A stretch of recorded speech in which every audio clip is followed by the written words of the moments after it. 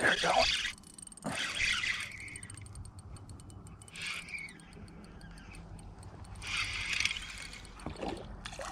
Hey, Vinny Melkus Outdoors. I set out to make an Inu rig video, and it just went like down the, proverbial toilet.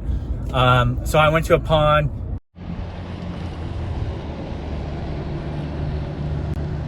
And you couldn't really see whatever the rig or anything, and it turns out you're not even supposed to be fishing at that pond.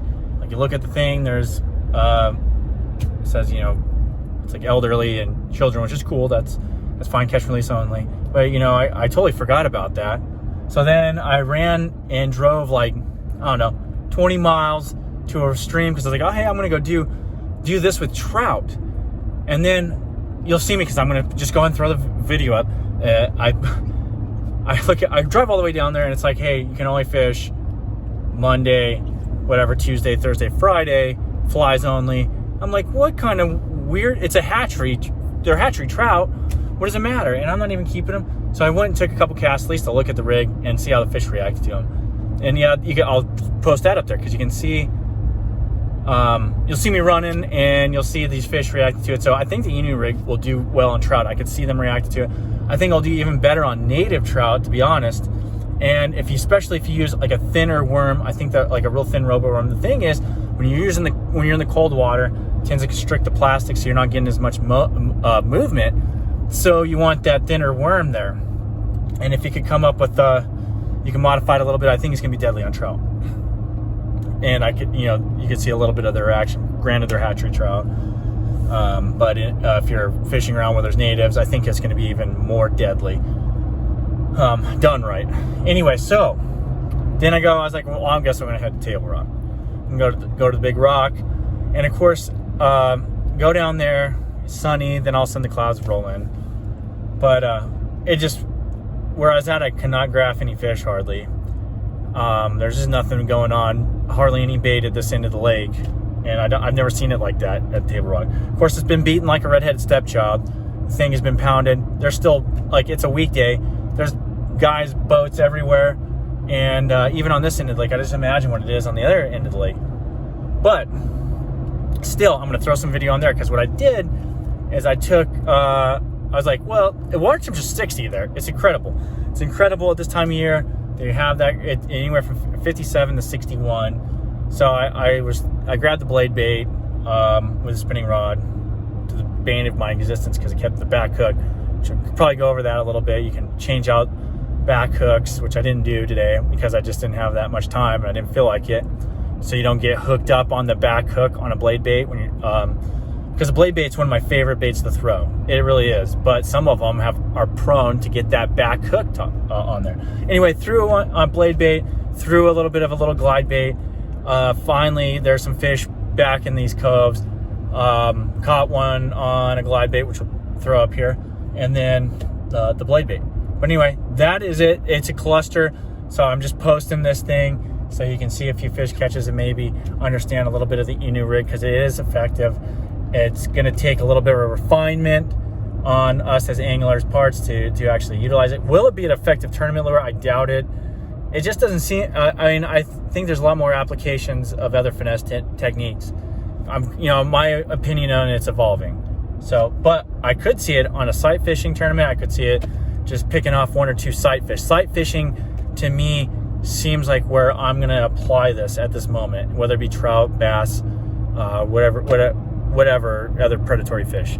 But it's about picking the right worm. It's about setting it up right, setting up with the right tackle, and the right hook, and making sure you rig it. It's just a little too much for most people. I think you can get away with just throwing the NACO and just throwing a NACO, throwing your drop shot, throwing your Ned rig, just keeping it with that kind of finesse stuff.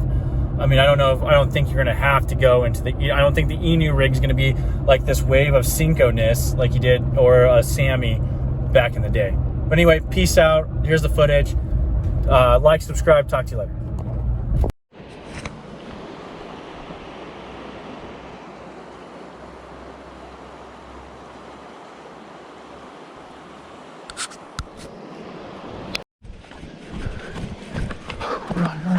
Run. Okay, this is a Berkeley flatworm. Ooh, he hit it.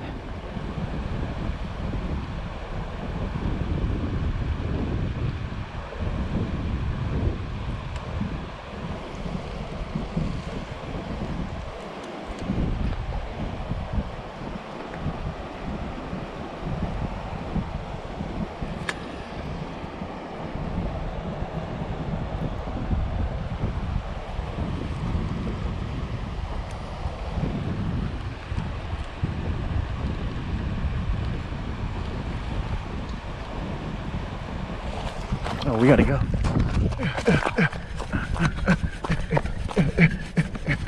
We gotta go.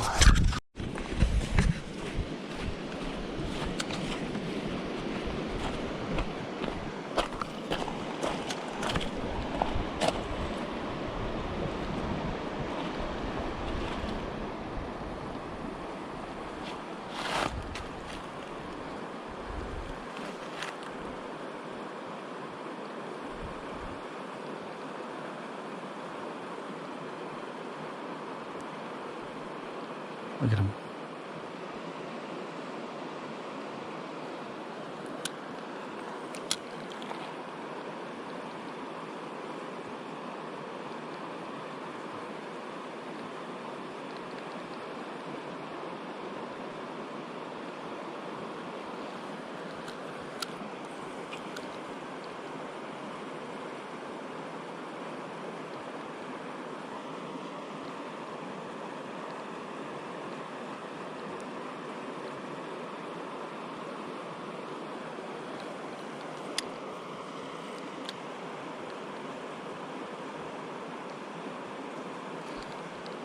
Oh, he bit it. He bit it. He bit it. He bit it. He bit it.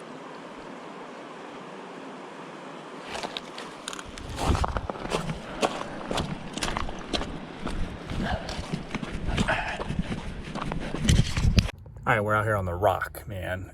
Just gonna come out here for a few hours. Gonna try to get some blade bait fish because it's getting that time of year, even though it's pretty warm.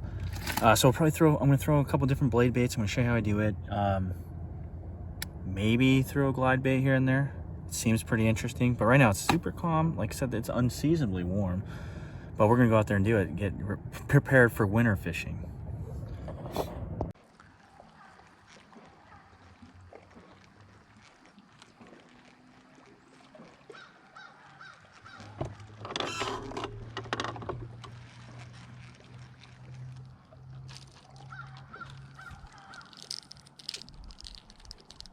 Don't hook yourself, dude.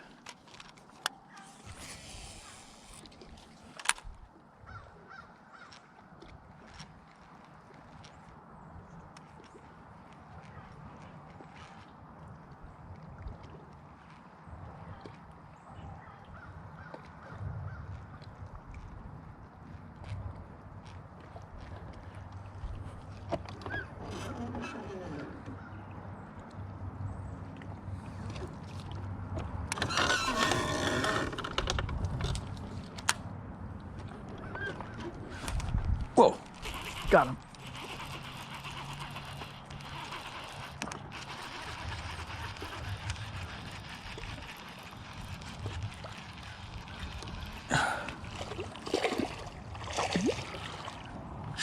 Just a little glide bait action.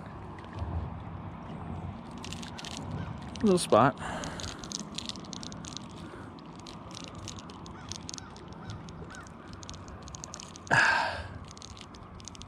Dang, got him good though. Of course I don't bring the needle nose. That's always the case. Leave them in the house.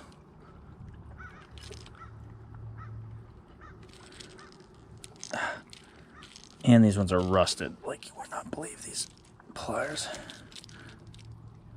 Bro, you got hooked right in the perfect spot, really. Okay, gotcha. Go. Toad, or he's fat. Beautiful.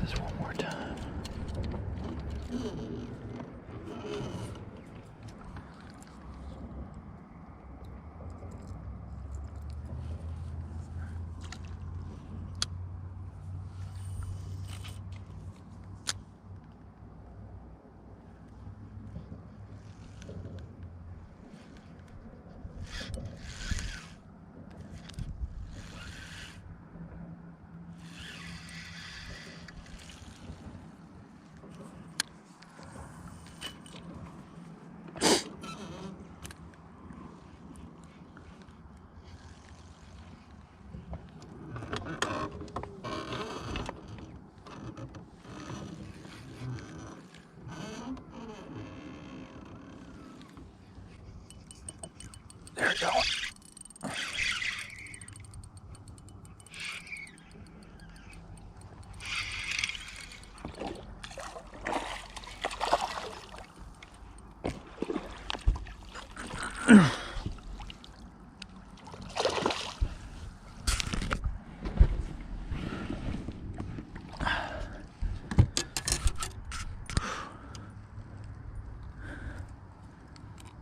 That's a pretty good one right there.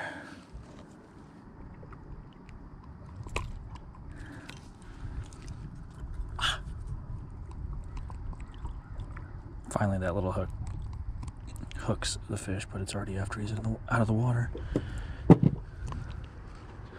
That's not a bad fish.